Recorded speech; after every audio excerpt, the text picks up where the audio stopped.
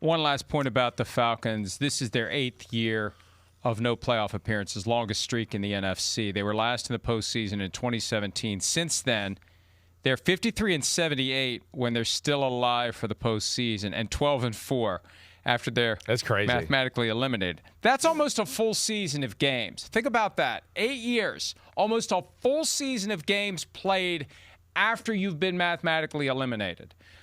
I don't know what Arthur Blank is going to do. There's a report from Jay Glazer that talking to Matt Ryan about a significant front office role. I don't know what skills Matt Ryan has to go in and run a front office in any capacity.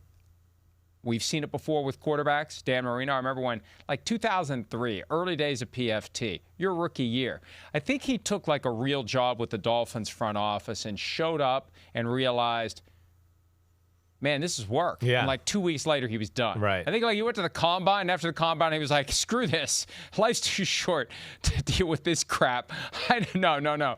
But then he's been back in an advisory role. But, John Elway has done it with the Broncos. I feel like I don't know what the Falcons need other than to figure out exactly what is the bring somebody in who just looks at the entire organization and tries to figure out the problem, figure out where the critter is running around for the Falcons, like I'm eyeing where the critter is running around up here. Yeah, well, listen, I'm always, and there's the reports out there, and I think Troy Aikman and Buck talked about this on Monday night, right, that they had a firm come into the building and evaluate how things are being done. And, of course, that's never a great sign. No coach or GM wants to hear that. That's obviously the owner's thinking about some things just to be doing that. But my problem with that always is, who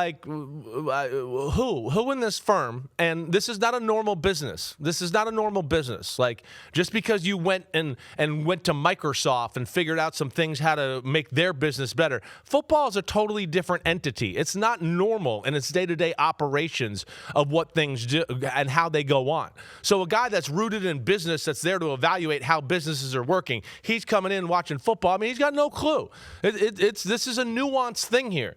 So that's where I favor people like Matt Ryan or, like we saw Jacksonville do at one time. Tom Coughlin, old coach, comes in, not overbearing, something, right? A guy that knows, hey, this should be like this. This should be a little better here. Hey, they meet like this. That's not right. That's not a winning meeting formula, whatever. That's where some things like that, where a Matt Ryan can certainly help out an organization or, an older established GM, ex-coach, something of that nature, to me makes more sense than hiring some firm who helped out Coca-Cola, but Coca-Cola ain't the freaking NFL, and it's a totally different business. And I think if any real businessman walked into a NFL, how coaches do things on a daily basis, he'd go, holy crap, this is crazy.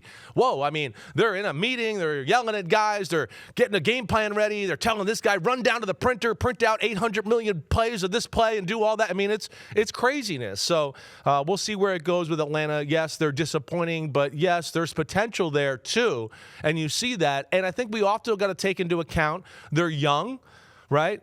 The quarterback situation certainly did a few things to their organization and made it a little hard here for 2 years. They still need a playmaker on offense other than Drake London. Kyle Pitts only shows up, every now and then. They need somebody else there beside Bijan Robinson. So they're not a perfect team, but I think they got some pieces there to where you and I look at it and go, wait, they should be a little bit better than what they are this year. And they could be damn good next year if they could just be a little more consistent in how they, do things on a week-to-week basis. They got big personnel decisions to make. Pitts is going to be a free agent. Kirk Cousins is due to make $45 million next year. Do they pay him that money? Would he somehow take less? I don't think he would. I don't think he should. Michael Penix Jr. recovering from the ACL. Just a lot of stuff they got to figure out. Bijan Robinson has earned a second contract. The head coach says every other week he's the best player in the NFL, and Bijan Robinson's agents should be taking note of that and ready to show up for the negotiating session saying, here's all the times your head coach said he's the best player in the league. 2 points real quick. I agree with you completely on this consulting firm reality. Look, I don't want to be overly cynical, but my own experience as it relates to bringing in an outside firm to investigate something, part of the assignment is to figure out the nature of the assignment. And whoever hires you wants things to go a certain way. and you try to deliver that, or at least there is an unspoken pressure to try to deliver that. If you try to do the right thing, you may find yourself in a delicate spot with the person who may have an objective to this outside entity reaching a conclusion that the facts may not warrant. But who hired this consulting firm? And, you know, this consulting firm benefits from happy clients. Well, the person who hired the consulting firm, if that person gets what he or she wants, then they're happy. And they're going to recommend this firm to others. That's just the way the world works. And one last point, the guy who drafted you in 2020, Rich 2003. McKay. Right. Look, they made a big deal, and I like Rich, but there's this mystery of how much he's involved. And they made a big deal 2 years ago about saying he's no longer involved in day-to-day football operations. And then here comes Monday night, and they created a whole row in the suite for 3 people. And it's Arthur Blank at one end, and it's Terry Fontenot, the GM, at the other end, and dead center in the middle is Rich McKay. Yeah. So, they got to figure out what is holding this team back, and it may be a bunch of different things. It may just be dumb luck. I don't know, but it would drive me crazy if I'm an owner of a team or any business, and we have great days some of the time and shit days the rest of the time. That would drive me nuts. How do we make it great all the time? There it is. There it is. You would think Rich McKay owned the team.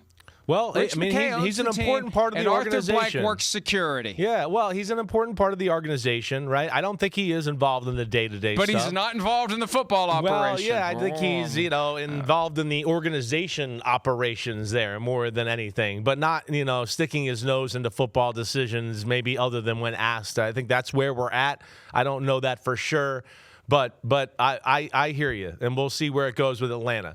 Hey, the biggest thing and the thing they got to figure out is, yes, the quarterback situation and Kirk Cousins. You could say what you want. It's still a weird situation. I know Mike Penix got hurt this year, and it's great that they had Kirk Cousins to come in. But let's just not forget the highest paid guy on their football team is a backup. Say that out loud again. The highest paid guy on your football team is a backup. So you're going to be missing a few players on the field that are good when you're paying one guy who's not playing 5 times more than everybody else on the football team. That doesn't make sense. That's not good team building.